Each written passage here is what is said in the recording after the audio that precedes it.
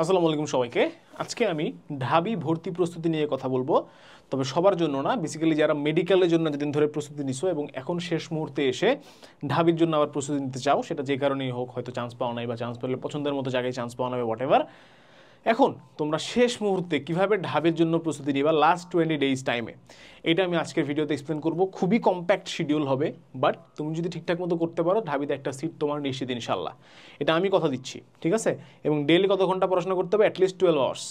12 ঘন্টা যদি পড়ো 24 ঘন্টার মধ্যে ইজিলি 20 দিনে অ্যাকচুয়ালি ঢাবি ক্র্যাক করা পসিবল, যদি তুমি আগে কিছু না কিছু পড়াশোনা করে থাকো। একদম খালি থেকে 20 দিনে চান্স পাওয়া যাওয়া ভাই, it's not possible. Okay, so এই প্ল্যানটা তোমাদের কাজে লাগবে যদি তোমরা প্রপারলি ফলো করতে পারো। একদম ডিটেইল রুটিন দিব, এখানে একটা সামারি রুটিন দিছি, আরও ডিটেইল রুটিন দিব। টেনশন না, ঠিক আছে? আসলে আমি দেখাচ্ছি। আমি আকিব আহমেদ প্রত্যয়, পড়াশোনা করছি ঢাকা বিশ্ববিদ্যালয়ের ট্রিপল ডিপার্টমেন্টে।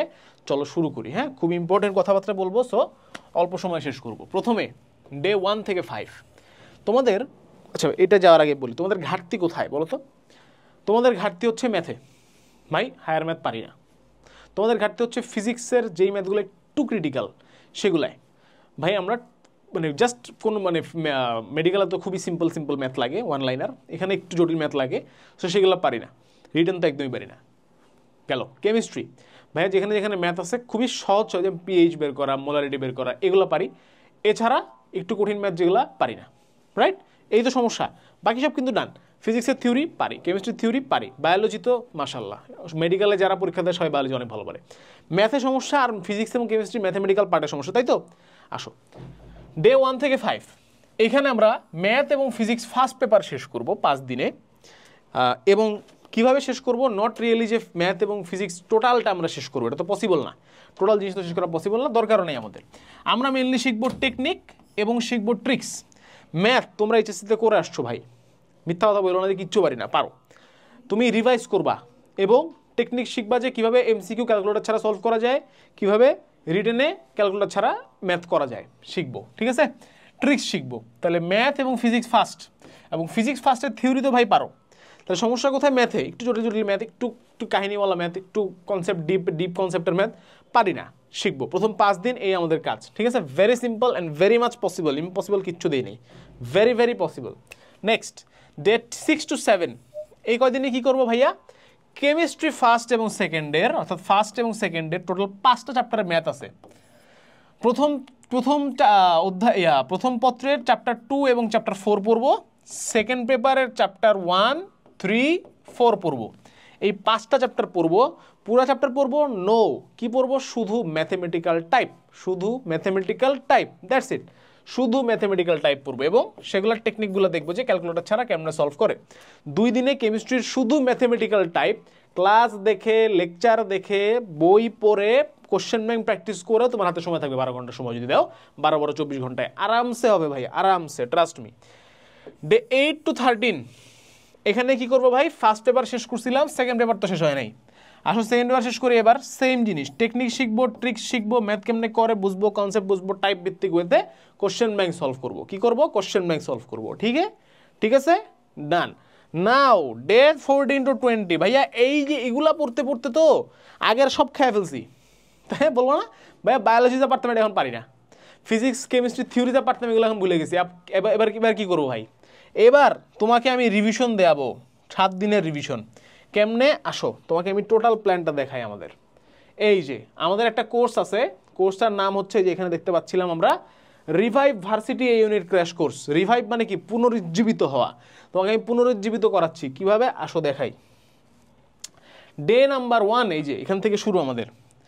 এই দেখো এইখানের এই কয়দিনে আমাদের ফিজিক্স ফার্স্ট শেষ, ফিজিক্স এবং ম্যাথ ফার্স্ট, ফিজিক্স প্লাস ম্যাথের ফার্স্ট পেপার ডান। এই যে আমাদের 2 দিন এখানে আমাদের কেমিস্ট্রি ডান, আর এই জায়গাটাতে আমাদের ফিজিক্স এবং ম্যাথের সেকেন্ড পার্ট ডান। এখন একটু খেয়াল করে দেখি কীভাবে শেষ করছি আমরা। প্রথম দিনে ম্যাথ ফার্স্ট পেপারের শুধু 3টা চ্যাপ্টার পড়ছি, দ্বিতীয় দিনে ফিজিক্স ফার্স্ট পেপারের 3টা চ্যাপ্টার পড়ছি, তারপরে একদিন আবার ব্রেকও নিছি, কত আরাম আয়েশ করে পড়তেছি, তাও শেষ হবে সিলেবাস। দেখো এই ব্রেকের দিনে কি করছি ভাইয়া? ব্রেকের দিনে আমরা বেসিক্যালি এই যে আগের 2 দিন যেগুলো পড়ছি ওগুলোর উপরে আবার পরীক্ষা দিছি, রিভিশন দিছি, ঘাটতি আছে যেখানে ওগুলো আবার দেখছি, এই কাজ করছি। আবার তারপরে কি ম্যাথ আর ফিজিক্সের ফার্স্ট পেপারের তিনটা করে চ্যাপ্টার পড়ছি পরের 2 দিনে। আবার একদিন ব্রেক নেই ভাই, ব্রেক না, এটা হচ্ছে ওই আগের যেগুলো পড়ছি এগুলো রিভিশন দিছি, পরীক্ষা দিছি, ঠিক আছে, প্রিপারেশন আরও বেটার করতেছি। 2 দিনে কেমিস্ট্রি পড়ে ফেলছি, তারপরে ওটার উপরে কি পুনরায় পড়ছি এবং পরীক্ষা দিছি।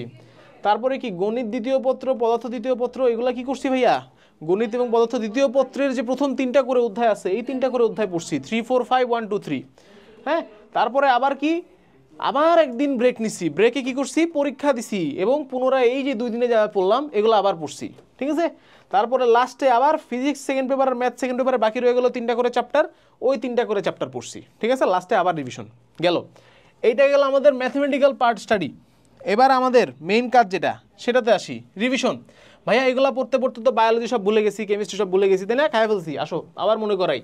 এখানে দেখো 7 দিনের রুটিন দিছি একটা, 8 থেকে শুরু করে 14 তারিখ শেষ, 15 তারিখ পরীক্ষা।